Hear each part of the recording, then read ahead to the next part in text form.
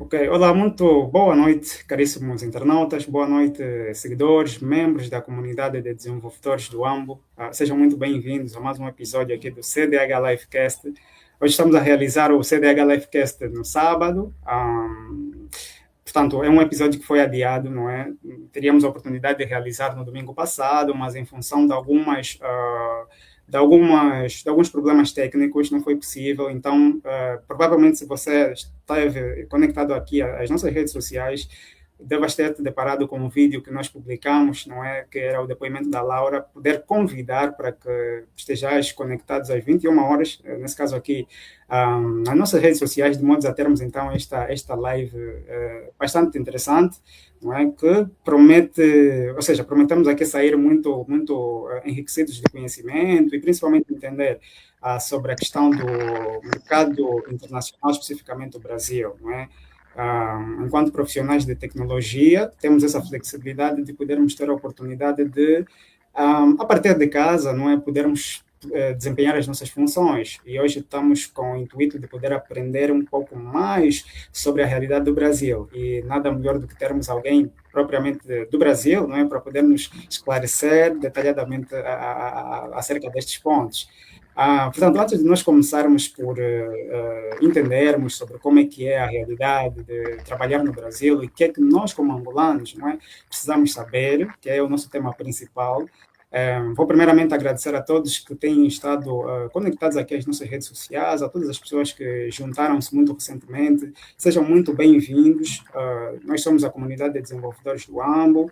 E este espaço, este vídeo que estás a acompanhar, faz parte do nosso podcast, que é o CDH Livecast, no qual nós realizamos sempre aos domingos, mas agora também poderemos ter a oportunidade, então, de realizar aos sábados.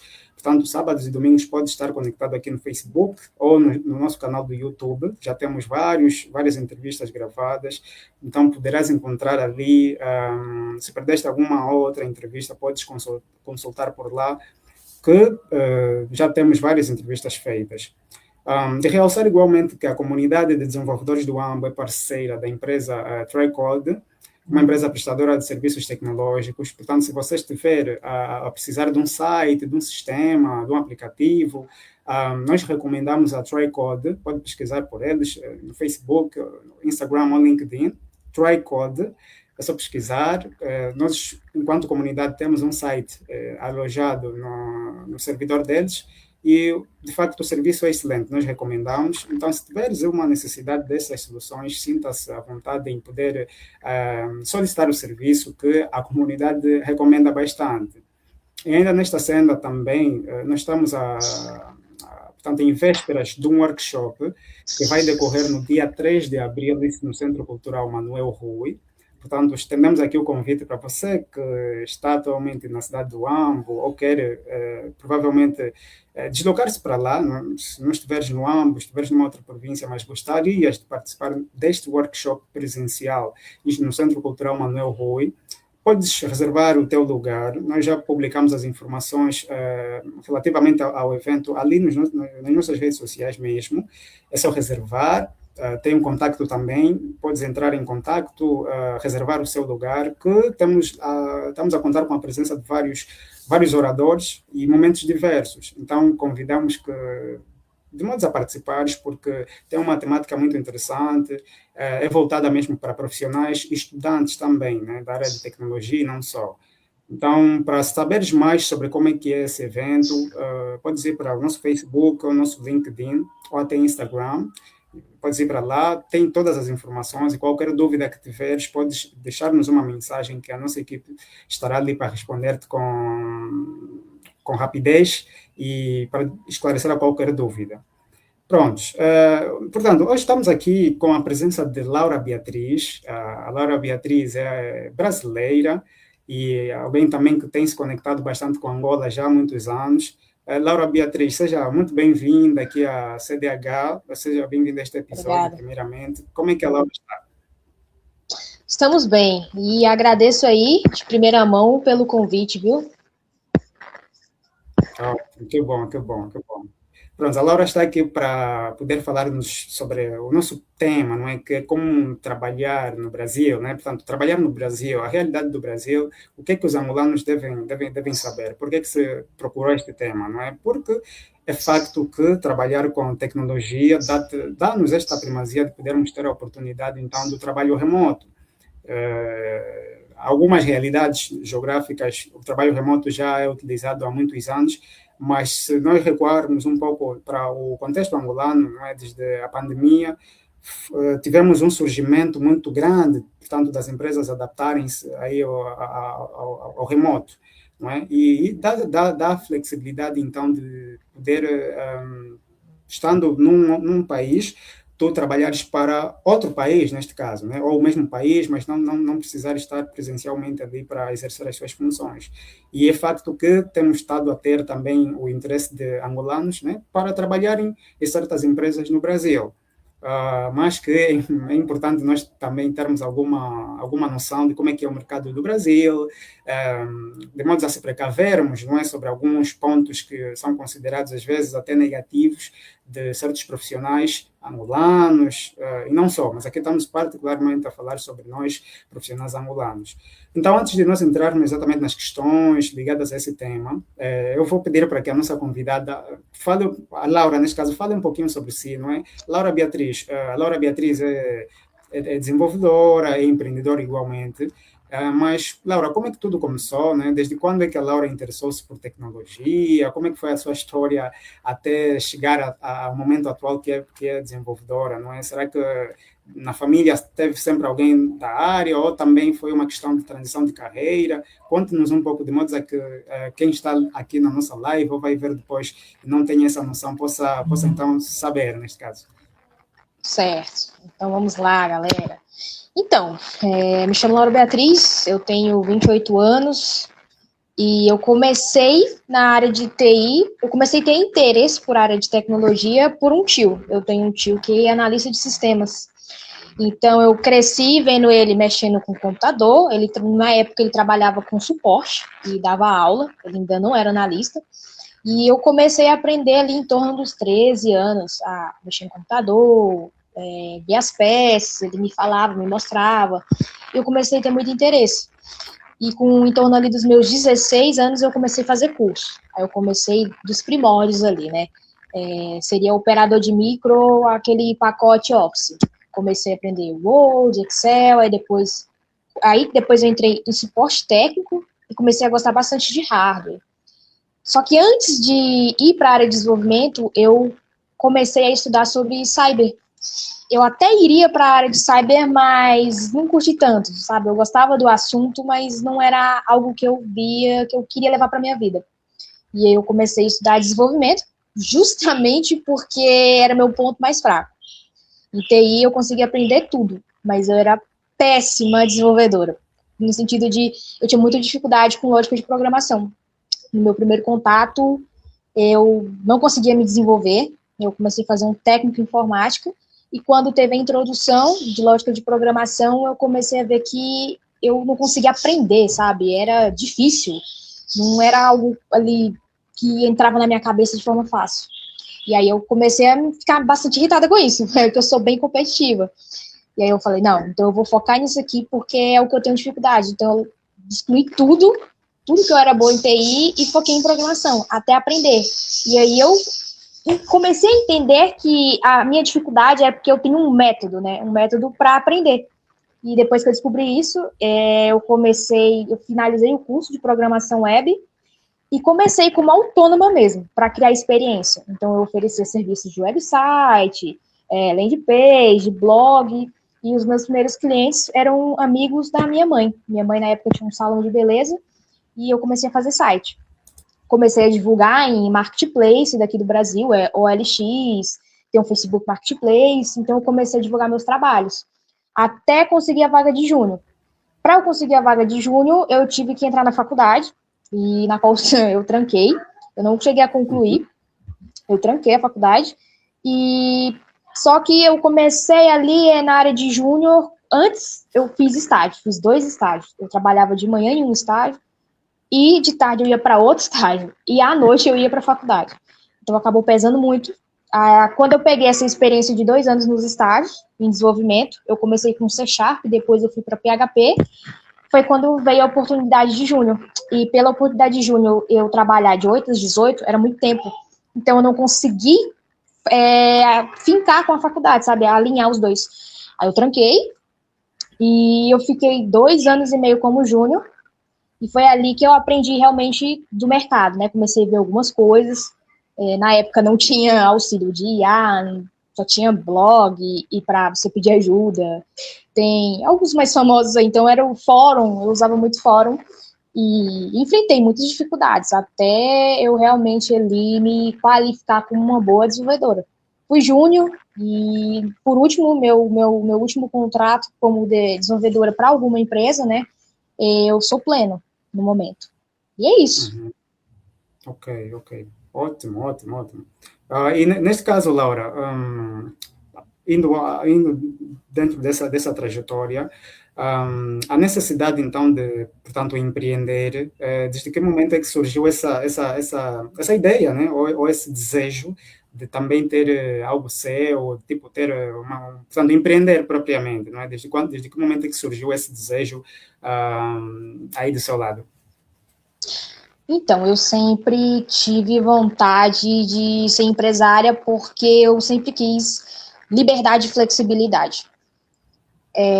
Eu sempre gostei de ter autonomia e eu falo assim, por experiência própria, que você atuar como desenvolvedor para alguma empresa, no sentido de você estar contratado, você não é tão ilimitado, você é limitado.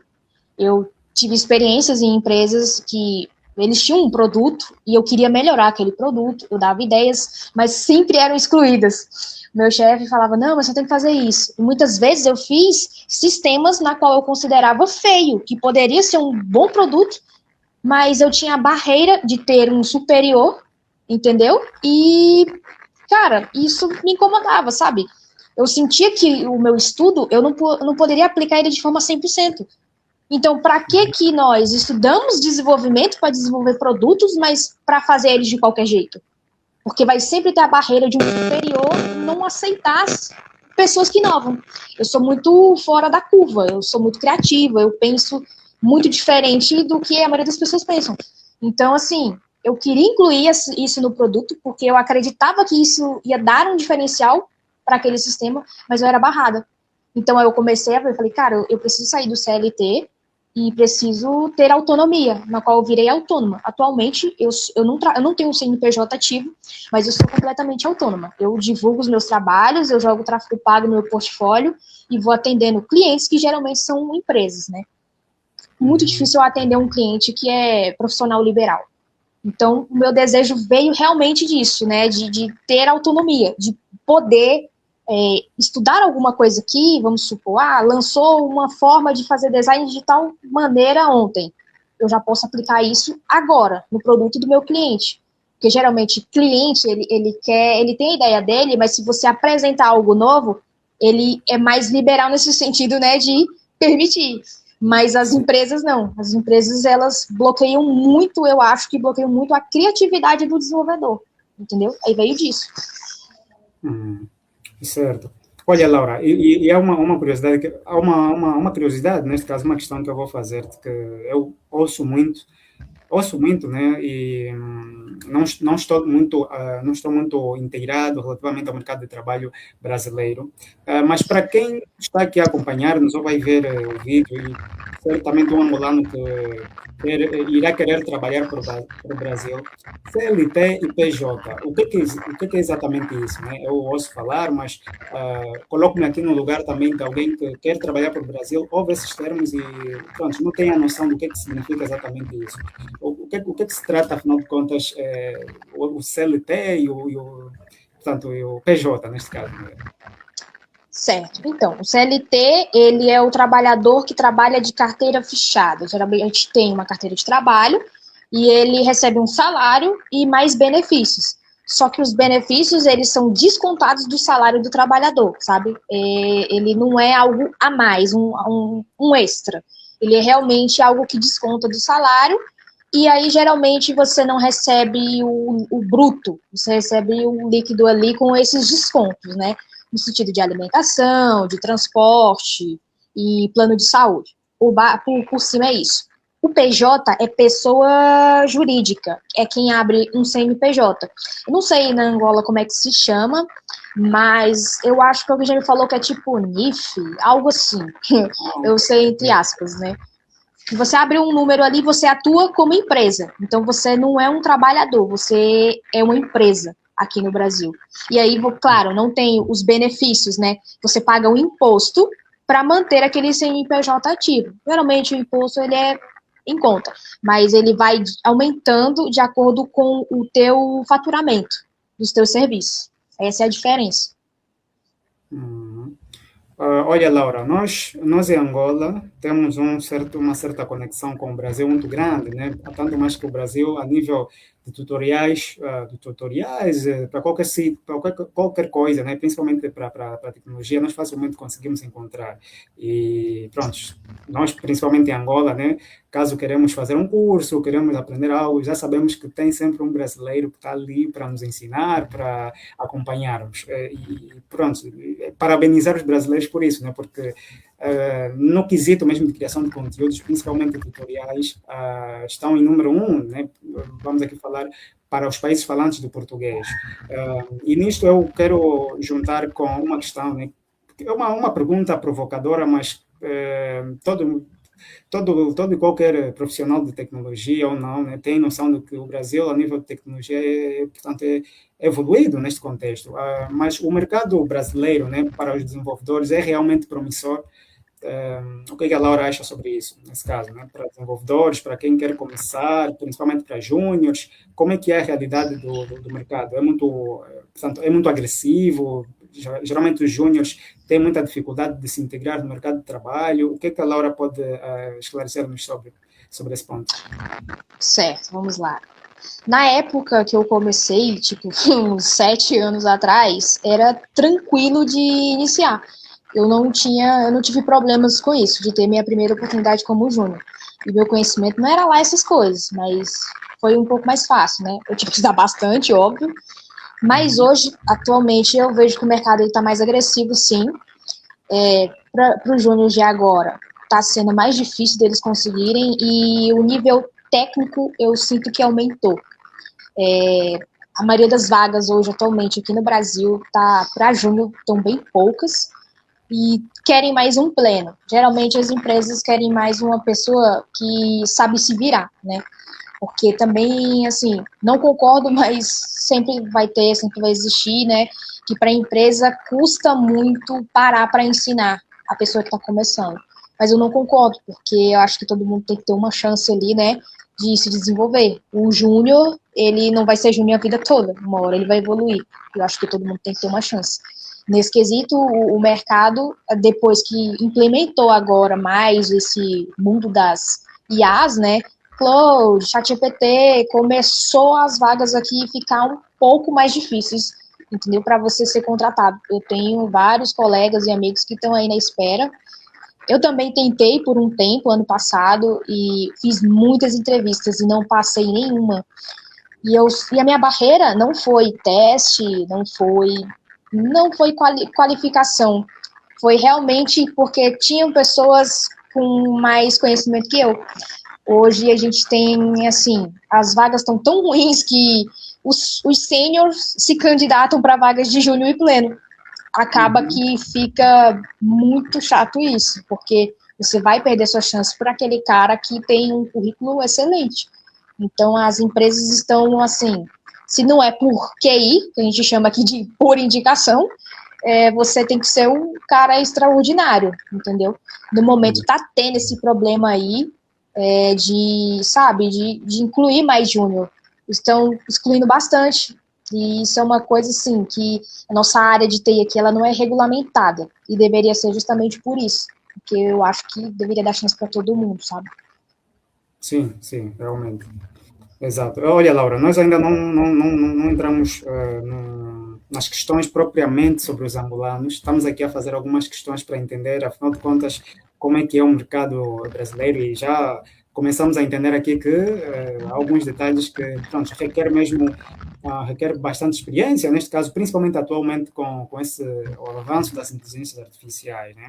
Agora, pronto, a nível da realidade do Brasil, né, o Brasil é um país que, para receber um profissional, né, olham mais pela questão de certificação neste caso, ou experiência. Tipo, se é uma pessoa que tem muitos projetos, não é? Tem muitos projetos feitos, aí bem estruturados aí no GitHub, ou em relação a alguém que fez muitos cursos e, sei lá, cursos internacionais e tal. Será que o Brasil valoriza mais a questão da certificação? Olha, fez a universidade também, fez o mestrado e tudo mais, ou é mais na questão da experiência? E, ao mesmo tempo, também faço uma questão sobre as tecnologias, assim, que estão mais em alta, né? Que a Laura vê, desde o desenvolvimento web, desenvolvimento mobile ou desktop, assim, segundo o que houve mais no Brasil, né, tipo, quais são as tecnologias que estão mais em alta? São duas questões ao mesmo Sim. tempo, mas yeah, é sobre isso. Certo, então, eu acho que o que conta bastante aqui é um equilíbrio dos dois.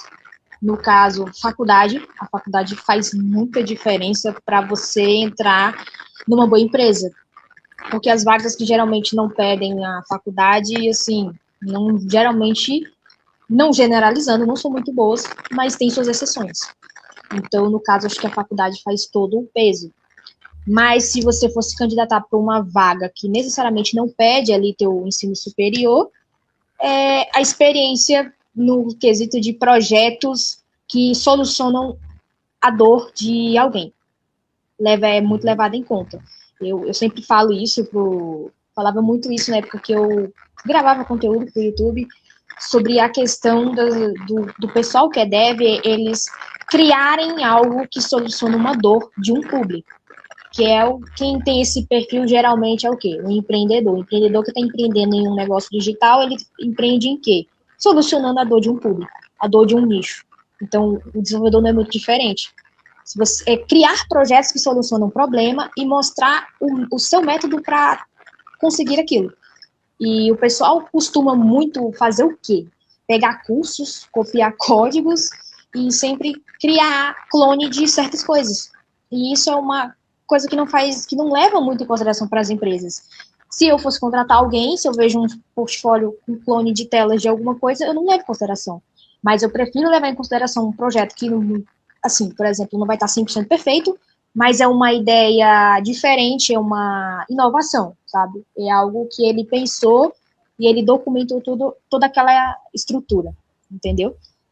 Em questões de tecnologia, o mundo aqui que está em alta mesmo é JavaScript. JavaScript no sentido de Node, de mobile. Aqui tem muita vaga para React Native, que também já vem do JavaScript. Para automação e voltado para análise de dados, é Python. Python domina bastante. E de front-end é React.js. Tem pouquíssimas vagas para Vue.js. Tem muitas para Angular também, mas as que eu mais acompanho assim, de mercado que tem em peso são essas stacks. Ótimo, ótimo. E, Laura, para a questão do mercado brasileiro a nível de estrangeiros, né? Segundo o que a Laura vê, neste caso, né? O Brasil, a nível das empresas de tecnologia, é um país aberto para o mercado estrangeiro, assim, tipo, para estrangeiros, né? Para pessoas que queiram trabalhar, seja remotamente ou presencialmente, e falo aqui de pessoas falantes do português, né? Alguém de Portugal, de Angola, de, sei lá, Moçambique, neste caso, né? Como é que a Laura acha que é o mercado a nível da aceitação do Brasil sobre estrangeiros? É aberto desde que este mesmo estrangeiro seja bom, tenha elementos que provem, neste caso, o que ele diz que sabe fazer. É tranquilo, não há muita burocracia, ou também tem esse detalhe que, pronto, uma certa barreira, principalmente para estrangeiros, né? O que é que a Laura acha? Eu acho que não tem barreiras para estrangeiros, mas, assim, trabalhei numa empresa que tem, até hoje ele trabalha lá, tem um angolano, e trabalhei com ele, é uma empresa de desenvolvimento mobile. E a gente não tinha problema lá dentro com ele, sabe, em consideração na internet, ele tinha um conhecimento muito bom, excelente, ele era um ótimo desenvolvedor, pegava rápido, estudava muito, se dedicava, e acho que nesse sentido não tem burocracia. Eu tenho um projeto que é um SaaS, que recentemente eu contratei uma estagiária que é angolana. Que eu busquei, né, aí umas meninas, que eu dou mais espaço para mulheres, justamente porque o mercado de TI ele é um pouco mais fechado, né, assim, meio restrito para mulheres. E, assim, ao meu ver, eu não tive burocracia nenhuma, mas tem alguns pontos que atrapalham um pouco, dependendo da demanda ali, sabe, geralmente eu tenho conhecimento que a internet aí é um pouco complicada, né? Tanto que é cara, investem muito. Então, assim, nesse sentido, eu acho que atrapalha um pouco essa limitação, mas que eu tenho claramente consciência de que vocês não têm culpa, né? Isso é questão mais de governo do próprio país. E eu acho que a única barreira que poderia atrapalhar seria essa da internet, da conexão. E, assim, o fuso horário eu acho que não é um problema a partir do momento que você tem ali... Eu trabalhava com essa estagiária, assim, home office, ela lá, eu aqui, e o nosso horário era assim. Ela falava comigo e eu deixava ela livre. Ela poderia trabalhar o horário que ela quisesse. Mas eu botava datas para entrega dos códigos e tudo, entendeu? Então, essa questão de flexibilidade de horário, a empresa tem que flexionar para vocês, né? Que a gente tem um fuso horário aí diferente. Mas não é um problema. É tranquilo. Uhum. Ok, ok. Olha, pronto. Então, você que está a acompanhar este vídeo nesse momento, ou quando veres a entrevista já gravada, né? Se tens medo de poder apostar um pouco no mercado internacional, não sinta-se receado por achar que, se calhar não serei aceito só pelo facto de estar num outro país. Na verdade, desde que tu sejas bom, né? Saibas fazer o que sabes fazer, sabes mostrar o teu trabalho, só cautelar esses detalhes aqui que a Laura mencionou, nesse caso a própria internet, estamos a falar de trabalho remoto, ou se calhar, né, se for um desejo seu também deslocar-te mesmo de Angola para o Brasil, por exemplo, né, então esteja à vontade para poder abraçar essa nova aventura, neste caso. Pronto, Laura, agora entrando aqui um pouquinho em questões mais voltadas para o nosso tema, né, para quem não sabe, não está contextualizado, se calhar chegou aqui agora ou verá no momento em que nesse momento, né? Portanto, hoje nós estamos aqui com a Laura para podermos entender como é que é o mercado de trabalho no Brasil e o que é que os angolanos, né, devem saber, né, sobre o contexto de trabalho no Brasil, nesse caso, para trabalhar como desenvolvedor. Pronto. Então, eu vou fazer uma questão aqui, Laura, sobre quem quer entrar no mercado brasileiro, né? E agora, assim, um angolano, principalmente, né? Quais são os maiores erros, né, de quem quer assim, que são considerados erros, né? Ou falhas, que quem quer entrar no mercado brasileiro, ou entra, por exemplo, para trabalhar no Brasil, muitas vezes comete, assim, que a Laura acha que, pronto, são coisas que não trazem uma boa experiência para, assim, profissional, principalmente para alguém que está, por exemplo, a trabalhar remotamente, né? Ou está em Angola, por exemplo, assim, erros que principalmente os angolanos cometem, que a Laura pode, que acha, né, que muitas das vezes acontecem assim. Tá, vamos lá. Eu acho, eu topo primeiro lugar que não é só angolanos que tem esse problema, mas o Brasil também tem. Mas, assim, serve para os dois. Que, no caso, não mostrar, demonstrar que tem, ou porque não tem mesmo, e não buscar melhorar isso, skills interpessoais. Não adianta nada você engolir um monte de PDF, um monte de mentoria, um monte de aula, você estuda, estuda, estuda e você não sabe se vender. Esse é o maior erro.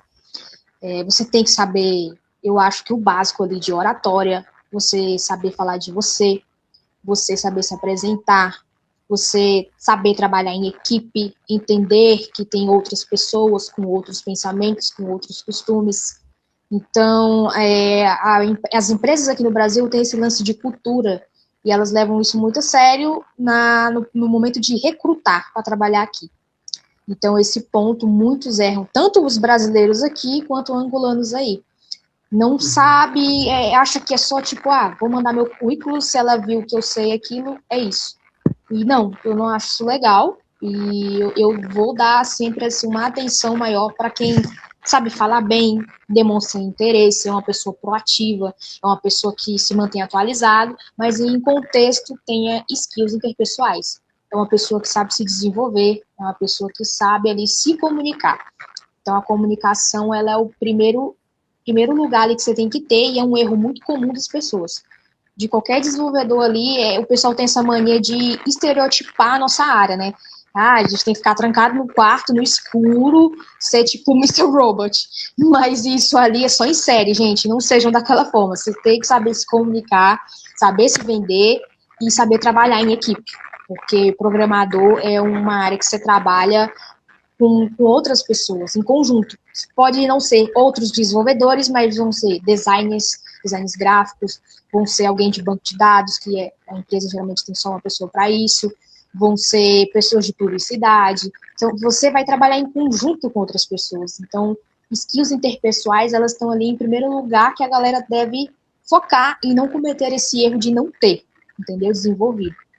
E, antemão, depois disso, eu acho que é se prender muito e ficar muito tempo estudando e não fazer os métodos que eu considero mais rápido, que foram que me trouxeram sucesso para entrar rapidamente na área. Que foi o quê? Você estudar e praticar, estudar e praticar. E eu sempre estudei e pratiquei em projetos reais.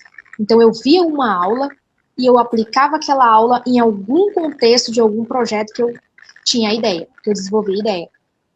E muitos não fazem isso.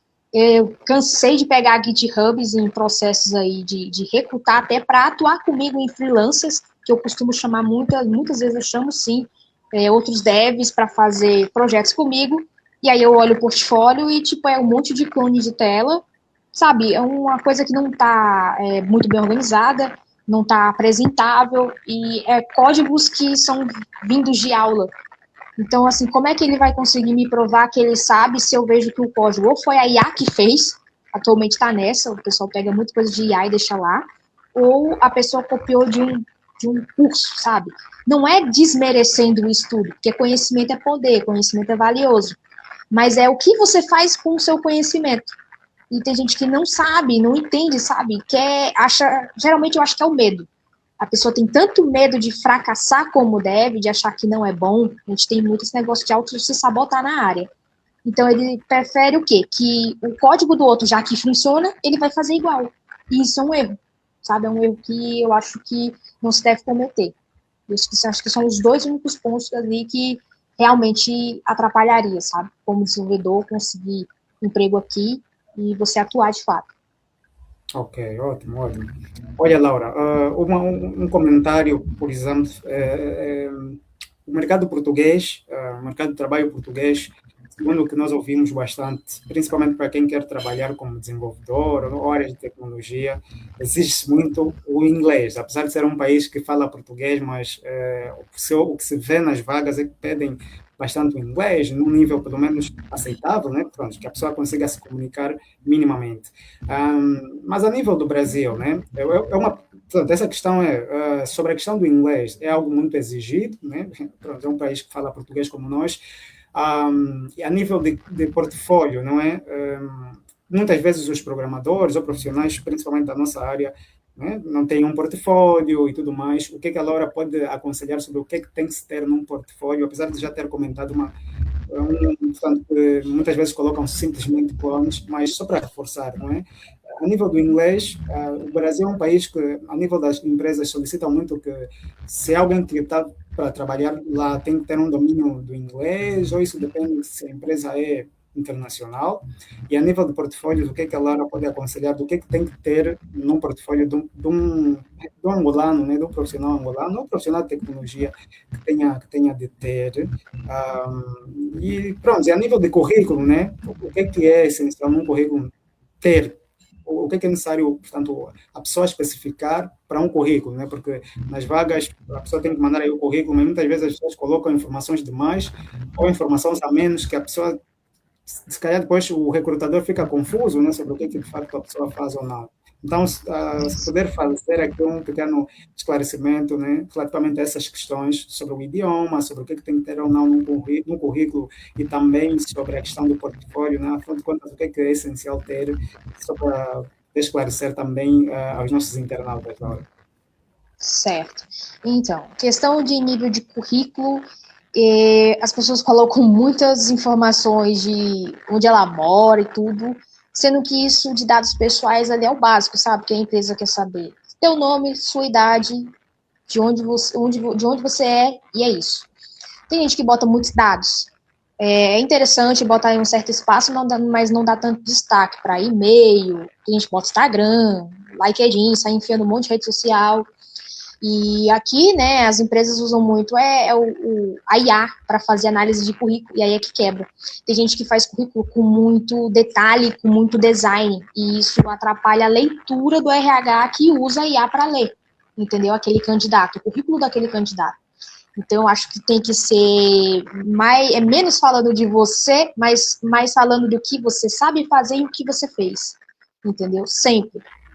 As skills interpessoais, as hard skills de conhecimento, de nível técnico, e nisso também seria legal você colocar um projeto seu, que você acha que é inovador, que soluciona uma dor, e deixar ele linkado ali para currículo em PDF, você pode clicar e a pessoa vai abrir, tanto pelo celular quanto pelo computador. Porque isso leva a mostrar que você se preocupou ali, que você é dedicado a solucionar algo. Porque, assim, a questão de portfólio do GitHub é legal ter vários projetos, só que você pode pensar, não faz sentido a empresa olhar cada código daquele projeto no GitHub. O que eles vão dar mais atenção? O último projeto que está ali, ou geralmente aqueles 4 pins que ficam no GitHub, ou o último projeto, e quer ver o nível de organização. Eles podem entrar ali, sei lá, numa index, ou num componente, algo do tipo, mas vai ser uma olhada muito rápida, eles não dão tanta atenção para esse nível de GitHub.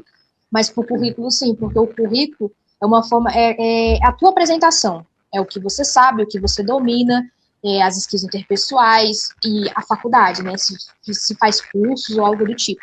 Isso leva muito em consideração. E questão de inglês, é como você falou mesmo na pergunta.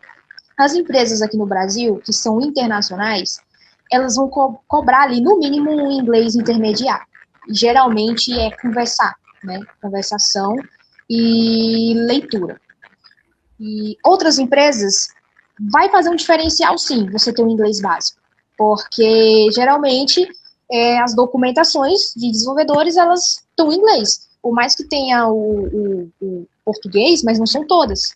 E é costume da nossa área, entendeu? Saber inglês, porque até mesmo a forma como a gente escreve em algumas coisas do código, a palavra está em inglês, né? Ela não está em português de fato. A não ser que você vai nomear uma classe por conta própria ali no CSS com português. Mas se você for ver a estrutura do desenvolvedor, exige muito inglês nesse quesito de documentação.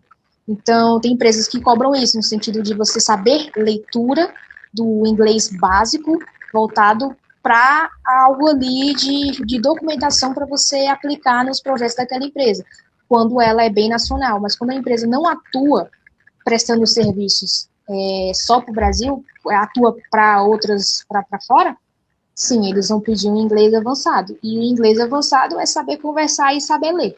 Não, geralmente, às vezes não pedem escrever, é muito difícil. É mais leitura e conversar. Sim, Laura. Olha, pessoal, vocês que neste momento estão conectados aqui à nossa live, por favor, partilhem, né? Partilhem esta live, de modo a que possamos trazer mais pessoas aqui neste momento para poderem aprender, né? A Laura está aqui a partilhar bastantes experiências sobre como é que é se trabalhar no mercado brasileiro, o que é que se deve ter, o que é que se não deve fazer, como é que é o contexto, né, da realidade das empresas. Então, quando partilhas, mais pessoas podem vir aqui aprender, porque afinal de contas é importante nós termos também esta flexibilidade, podermos trabalhar para outros países, pronto, né, de modo a que consigamos ter mais experiências com outros profissionais que estejam fora do nosso país. Então, partilhe ali a live, não é, na sua rede de contactos, ou grupos de trabalho, ou grupos da escola também. Olha, Laura, agora, neste caso, uma questão que eu faço é sobre a questão do trabalho remoto. O trabalho remoto tem-se dito muitas vezes, né, e que é facto, que ajuda a nos dar mais flexibilidade, né, a não estarmos muito presos. E conforme já a Laura disse lá no começo, que estamos a trabalhar para alguém, muitas vezes acabamos por estar limitados, né, porque não conseguimos, muitas vezes, tipo, sair fora da caixa, ou então termos a oportunidade de fazer mais outras coisas. Nós temos que estar, muitas vezes, presos ali tanto a empresa no qual nós estamos associados. Mas sobre a questão do trabalho remoto, é uma boa alternativa atualmente, ou a Laura recomenda mais um trabalho remoto para alguém que, pronto, não seja júnior, né? Alguém que já tem um pouquinho mais de experiência, um pleno, por exemplo, para quem está a começar, porque, na verdade, tem os seus desafios também, né? As distrações principalmente, dependendo da realidade de cada um, né? Há pessoas que podem trabalhar remotamente, vão para um certo local, mas outros trabalham mesmo em casa. Mas às vezes, quem está a começar, né, um júnior principalmente, pode ter uma dificuldade de se adaptar muito a esse contexto, a essa realidade, não é? Pronto, não sei qual é o parecer da Laura, mas o que é que a Laura acha sobre a questão do mercado de trabalho remoto? Recomenda mais para júniores ou para plenos, ou independentemente do nível, do nível, desde que a pessoa seja organizada, saiba organizar o seu tempo e saiba organizar bem as coisas, não há problemas quanto a isto. O que a Laura tem a dizer sobre? Certo. Olha, eu comecei como júnior e trabalho home office. Eu já trabalhei presencial quando eu fui pleno. E só. E eu digo assim, que o home office, as pessoas têm uma visão muito errada, né? Que acha que home office você trabalha a hora que você quiser, você não precisa ter uma rotina, e que só porque você não está sendo monitorado, você pode achar que é tudo muito fácil. Eu não sei disso, é só pesquisar. Não é bem assim. O home office, ele exige muito estrutura, exige de você também gestão de tempo, gestão do teu tempo, organização. E para quem é júnior, eu só não recomendo o home office se o júnior ali tiver muita dificuldade e for uma pessoa que precisa ter ali contato no sentido para tirar dúvidas. Porque geralmente tem gente que não consegue, sabe, aprender por um vídeo, sim. Não estou falando sobre questão de YouTube, curso. É questão mesmo de tirar uma dúvida de algum problema que ele está enfrentando ali para ele cumprir uma feature dele que ele tem que entregar.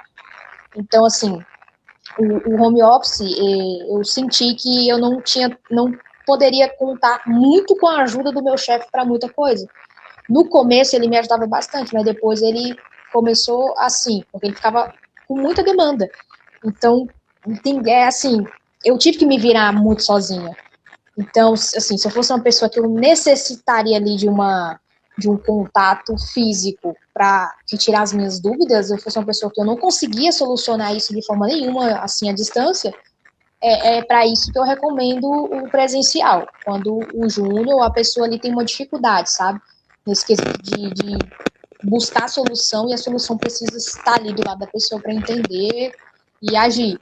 E também tem gente que gosta do contato físico, sabe? Não é todo mundo que gosta do home office. Acho que, geralmente, quem gosta do home office é que entende que já tem uma gestão do próprio tempo, uma organização, e para quem tem família, né, é ótimo. Você consegue organizar toda a tua rotina. Uhum. E acho que não leva em consideração muito a senioridade, entendeu? Acho que não. A senioridade ali não leva muito em consideração. Mas eu deixo aqui um temão que no Brasil é muito difícil achar vaga de júnior por agora, home office. Tá mais presencial. Você vai achar mais vagas de júnior presencial. E já para os níveis mais acima, eles já não fazem mais questão. Eu tenho meu tio mesmo, que é sênior, ele trabalhava presencial e agora a empresa deixou ele só home office. Nível de conhecimento, nível técnico, é uma pessoa que sabe se virar, já tem muitos anos de experiência, então a empresa já abre mão, né, de seniors. E isso também, assim, depende, o júnior também vai ter uma dificuldade, né? Se o sênior fica em casa e o júnior vai para o trabalho. Aí o júnior está com muita dificuldade e não vai ter contato com o superior dele ali em níveis de conhecimento, né, de senioridade. Então, é isso. Laura, para a questão hoje está muito em alta, não sei se hoje é que está muito em alta, ou nós, principalmente aqui em Angola, que estamos a ouvir muito mais a falar sobre SaaS, neste caso, né? Penso que no Brasil isso já existe há muito tempo, mas nós aqui estamos a ouvir bastante sobre isso, né? Então, eu gostaria de questionar sobre a questão de SaaS, né? Como é que é a recepção de SaaS no mercado brasileiro? O que acha sobre isso? Será que já é algo bem consolidado? Tipo, não é algo que gera muito problema em um cliente aceitar que a sua solução seja nessa vertente de SaaS, nesse caso. E também, associado a isso, né, faço-lhe uma questão que é, pronto, para quem quer começar na área de tecnologia, o que a Laura recomenda mais, afinal de contas? É trabalhar por conta de outrem ou empreender? Ou seja, é ideal, claro que cada pessoa tem a sua própria visão, a sua própria jornada, né? Mas, portanto, o que a Laura recomenda? Será que tem que chegar sempre um momento em que a pessoa tem que pensar em depois em empreender, ou empreender, afinal de contas, não é para todos, ou vale a pena, ou pronto, isso depende de cada um. O que a Laura pode aconselhar para os nossos internautas? Certo. Sobre SaaS, aqui no Brasil tá em alta. Está em alta, muitas empresas estão desenvolvendo produtos de SaaS e, assim, vamos supor, a empresa ali ela atua em tal coisa, mas ela precisa de mais faturamento, precisa aumentar ali a cartela de clientes, então eles estão utilizando muito de criar SaaS, criar soluções. Antigamente, né, era o tal software, mas o SaaS está dominando tudo, até mesmo porque não precisa ser instalado. Tem SaaS de software, mas o pessoal usa muito SaaS web, né? E é uma coisa que está crescendo bastante aqui no Brasil. Eu tenho dois e tenho um que estou terminando de construir e é muito bom. Cara, é uma coisa que eu recomendo bastante para quem é dev ali, já tem um nível de conhecimento pelo menos um pouco maior, sabe? Eu acho que SaaS ele não é legal se você é uma pessoa que está ali no nível estagiário. Eu acho que se você for um júnior que já domina alguma linguagem, SaaS tem tudo para você conseguir até mesmo um emprego aqui com outras pessoas que trabalham com SaaS, que geralmente aqui no Brasil, quem tem SaaS, que está ficando famoso, ali está crescendo, são profissionais de MEI, né? O MEI aqui é o microempreendedor. É a pessoa que, como eu, abre lá um CNPJ e cria, né? Atrela o CNPJ ali ao seu produto e empreende com esse produto. Então, as chances, acho que aumentam, né, para júnior. Você mirar em SaaS, e eu até levo aqui, falo para vocês tentarem, sabe? Não fica focando tanto em empresa grande, mandar currículo e portfólio para empresa grande. Tenta entrar numa pequena, assim, de SaaS, entendeu? Eu acho que dá muito bom para quem quer atuar na área. E respondendo sobre por onde começar, eu acho que tem que começar primeiro desenvolver as skills interpessoais, tá, gente? Isso é muito levado em consideração. Não só estudem código, aprendam a atuar com pessoas, fazer trabalhos com pessoas, e uma coisa que é valiosa e muita gente exclui ou muita gente não entende o que é network. O network, ele é uma coisa que abre uma porta muito grande na sua vida e na vida de qualquer pessoa no sentido de carreira. Mas o network, ele não é para você ser interesseiro. O primeiro passo de um network bem feito é você ser interessante. Então, tem gente que perde muito porque não quer conhecer outras pessoas, não quer fazer uma boa amizade, não quer trocar conhecimento, não quer ajudar aquela pessoa. Eu acho que o primeiro passo para você conseguir, muitas vezes, o sucesso na tua carreira é isso, sabe? Porque o network, ele abre a porta para coisas que acho que uma faculdade não abre. Então, network é tudo. uma coisa que, sabe, todo mundo tem que levar isso em consideração. Mas o network, como eu falei, você tem que ser interessante para depois ser interesseiro, para você ter uma troca, entendeu? Tem gente que começa já querendo a troca. Não, de forma nenhuma. Primeiro você tem que trazer alguma coisa para aquela pessoa, para ela te trazer algo mais valioso ainda. E também organizar no sentido de foquem em uma tecnologia. Tem gente que quer aprender o mundo. Ah, mas eu vi uma vaga que pede várias stacks. Certo, pede várias stacks. Mas você não acha que a empresa vai dar atenção para você que domina uma, do que você que quer dominar todas, mas no final não domina nenhuma? Entendeu? Eu acho que 70% de algo é melhor que 0% de nada. Tem gente que mira em muita coisa, aprende o básico de um pouco de tudo, e quando você bota num projeto, ela prova que não é boa em nada. Então não faz sentido. No caso, recomendo, na área de tecnologia, você ter um foco e você ser muito bom naquilo. Escolhe uma linguagem e você se torna muito bom. Para quem quer ser front-end, recomendo a base. Não pulem. Muita gente que pula, eu conheço, muita gente que pula para React, Vue e não sabe JavaScript. Não sabe o básico, não sabe o intermediário. Então, eu acho que não se pode pular processos.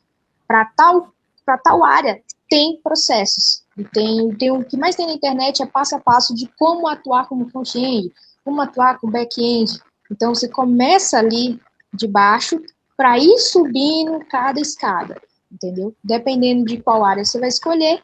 Eu acho que essa questão de stack também depende do que você quer atuar. Tem muita gente, Cirilo, que não quer, sei lá, ser front-end, tem gente que quer ser só back-end.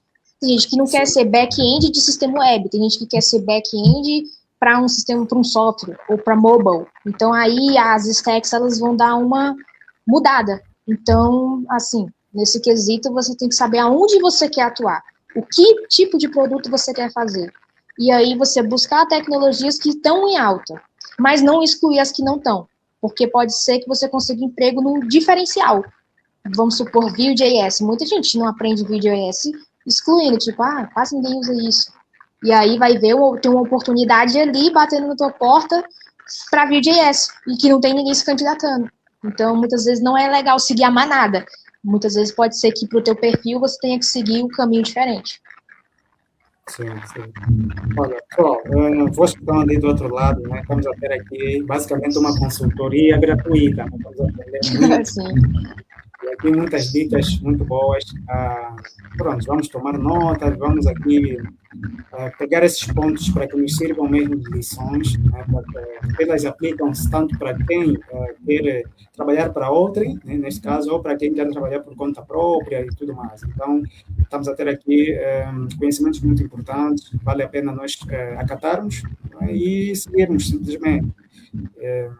Pronto, nós estamos agora neste momento se você está ali do outro lado, tens uma questão, ou tens um comentário, um depoimento, queres falar alguma coisa aqui para a Laura poder responder-te, sinta-se à vontade, podes escrever aqui nos comentários que nós pronto, estamos a caminhar aqui para o final, então se tiveres uma questão, tiveres uma pergunta, ou uma curiosidade, podes escrever aqui, vamos ler.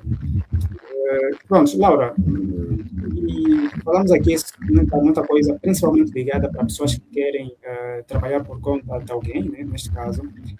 Agora, supondo que temos alguém que pronto, já teve uma certa experiência, mas agora também quer empreender, neste caso, né?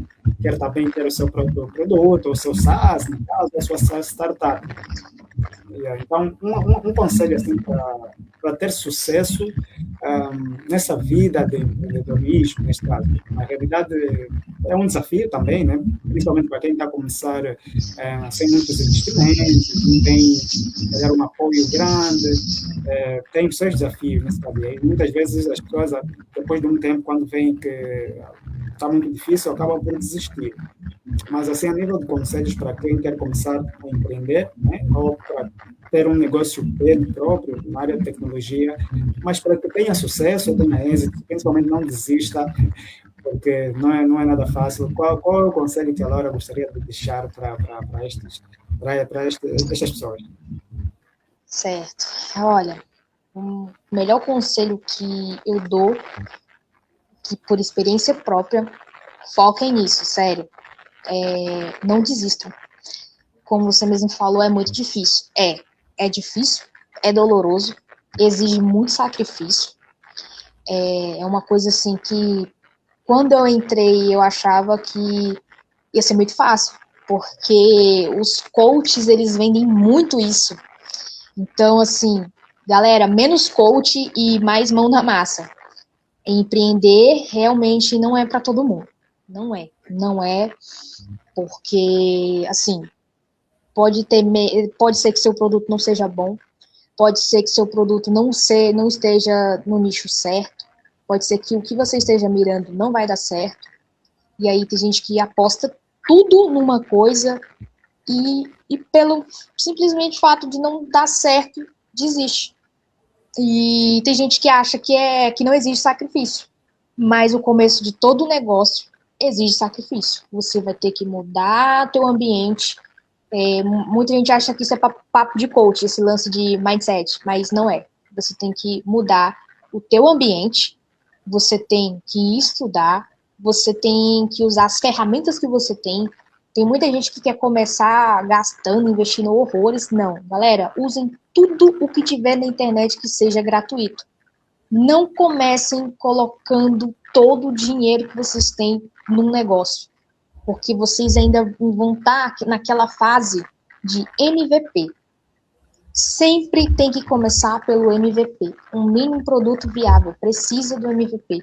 Então, se vocês tiverem uma ideia e vocês pensarem assim, tipo, e se não der certo? Aí que você tem que mirar, porque geralmente quem pensa assim e não aplica, desiste, e muitas vezes isso pode ser a virada na vida da pessoa.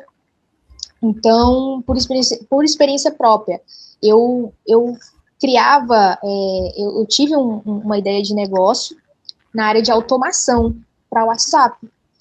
E aí eu apostei tudo nisso. E eu vi que não deu certo. Não deu certo porque existem muitas soluções, não deu certo porque eu não conseguia fazer o público entender qual era o meu diferencial naquele produto. E eu me frustrei bastante, sabe? Me frustrei muito. E aí que eu vi, né? Aí que eu fui ver o que eu tinha errado. Que não era o meu produto, não era naquilo que eu tinha que ter mirado. Até agora eu mirar no nicho de psicologia e, tipo, deu muito certo. E tem dado muito certo pra mim. E aí eu vi, eu tive que quebrar a cara, bater a cabeça pra entender que eu apostei tudo em algo que era, primeiro, pra eu ter validado com o MVP, não ter apostado tudo. E muita gente erra nisso. Então, é um conselho que eu indico para todos. Comecem com o que vocês têm, usem tudo que tiver possível de gratuito. Se vocês tiverem uma ideia, execute. Não fique naquele achismo de, tem que documentar, não sei o que. Não. Cria teu MVP, bota usuários reais para testar. Mas não pensem no dinheiro agora. Pensem no dinheiro depois. Coloque os usuários para testar, que aí vocês vão ver se a ideia validou, se vão usar e se teu produto está alinhado com o que realmente você está mirando. Porque pode ser que, muita gente quer mirar em produtos que já existem, e não faz sentido, você vai ter muito concorrente. Então, você vai ter que investir muita coisa nisso. Então, é legal você mirar em coisas diferentes, e solucionando dor diferente. O que o mais usuário tem, Cirilo, é dor. Tem dor para tudo. Tem gente que tem dificuldade em usar o WhatsApp, tem gente que tem dificuldade em botar um bot para responder para a empresa, tem gente que tem dificuldade em usar tal coisa, tem o governo que tem os sites deles e geralmente é uma porcaria. Você pode criar um produto para solucionar essas coisas. Então, não é focar em nichos que estão em alta, é focar realmente na dor. Esse é o maior conselho que eu dou para quem quer empreender. Opa, muito bem, muito bem. Certamente que conseguimos aqui entender e vamos sim levar essas dicas. Nós aqui no CDH Livecast temos uma duração de 1 hora, neste caso. Não sei se você que está ali do outro lado tens uma questão, gostavas de poder perguntar algo a Laura. Este é o momento, né? Portanto, Senão também nós vamos entender que o pessoal está todo aqui antenado simplesmente para aprender, ninguém tem mais questões por hoje. Mas nós aprendemos bastante, Laura. De facto, são dicas que valem a pena para quem quer trabalhar remotamente ou quer trabalhar presencialmente no Brasil. É necessário que se capacite, estude bastante, tal como a Laura disse. Para quem quer empreender, neste caso, principalmente não pensa em desistir, né? A coisa também não é muito fácil assim, é um processo, leva tempo, então é uma questão de ser resiliente, né? Ter paciência e acreditar que pode dar errado uma certa ideia de negócio que para si achas que é algo que iria revolucionar o mundo, mas na verdade o cliente não é isso que quer, né? Então é importante saber entender isso, e aí, conforme a Laura já disse. Pronto, Laura, neste caso, para quem quiser solicitar os serviços, os seus serviços, quiser conectar-se consigo também nas redes sociais, quiser aprender um pouco mais daquilo que a Laura já partilhou aqui conosco, podemos aprender, como é que as pessoas podem encontrar-te? Podes partilhar aqui as suas redes sociais ou informações também de como é que as pessoas podem fazer para solicitar os seus serviços. Claro, fica mais fácil para o pessoal, você coloca na descrição dos vídeos, né? O pessoal pode entrar em contato comigo mais pelo Instagram, que eu respondo mais rápido, e no meu próprio número de telefone, você pode compartilhar, não tem nenhum problema. Qualquer pessoa que quer ajuda, pode contar comigo, eu não tenho esse problema. Atualmente, eu estou prestando serviço como professora de programação numa plataforma aqui do Brasil, que também é um SaaS, e eu estou dando aula lá, aulas particulares. Então, quem também tiver interesse, eu vou deixar o link com você e você coloca na descrição para quem quiser entrar em contato comigo sem nenhum problema. Uhum. Muito bem, muito bem. Bom, pessoal, muito obrigado pela audiência de vocês, muito obrigado por estarem ali do outro lado. Para quem está a ver-nos eventualmente pela primeira vez aqui, juntou-se muito recentemente, pronto, saiba que esse é o espaço CDH Livecast. Nós temos entrevistas sempre aos domingos, mas hoje estamos a realizar no sábado, em função então portanto, foi reagendada essa nossa live. Mas todos os domingos nós estamos aqui presentes no Facebook ou no YouTube. Podem encontrar, vamos ter sempre entrevistas com profissionais. E se você for um profissional também que gostaria de poder partilhar um pouco sobre o seu saber, sinta-se à vontade em escrever para nós, aqui no Facebook ou no LinkedIn. Pode escrever, nos faz aí o convite. Siga-nos também, nós estamos no YouTube, igual temos um canal com o mesmo nome, né? Comunidade de Desenvolvedores do AMBO. O intuito é esse, continuar a termos oportunidade como esta, não é? De partilha de conhecimento, aprendermos mais com profissionais que já têm experiência vários anos no mercado, para que assim possamos cada vez mais aprender e partilhar também o conhecimento. Portanto, Laura, muito obrigado por estar aqui algum tempo para poder elucidar-nos mais sobre a realidade do Brasil. Saiba que aprendemos muito e para quem quer ver, para quem irá ver esse conteúdo posteriormente, certamente também vai identificar-se, vai aprender muito. Esperamos poder contar consigo numa próxima oportunidade. E estamos juntos e tudo bom também do seu lado. E a todos quanto são seguidores, membros da comunidade, muito obrigado. E vemos no próximo episódio aqui do CDH Livecast. Cara, eu fico muito feliz pelo convite, agradeço de coração mesmo. Eu acompanho muitas comunidades em Angola, gosto bastante, tenho um carinho muito grande por vocês. E sempre que vocês precisarem de mim, podem contar comigo. Podem contar comigo sempre. Fico muito agradecida pelo convite. E sinto falta de muitos conteúdos angolanos. Tanto que, eu vou citar aqui, eu aprendi o XY Design com um professor daí, que é o Valt de Jesus, um ótimo professor, um excelente professor. Uhum. Sim. Então, pronto, é um convite aqui do alto de Jesus, né? Tem que continuar aqui a criar mais conteúdos e pronto, vamos também para que tenhamos a oportunidade de contar com o alto aqui e é um convite aberto também, né? Para que os nossos profissionais angolanos continuem a criar conteúdos, né? Conteúdos ali no YouTube, seja no Facebook, conteúdos técnicos de tecnologia, porque estamos a precisar bastante.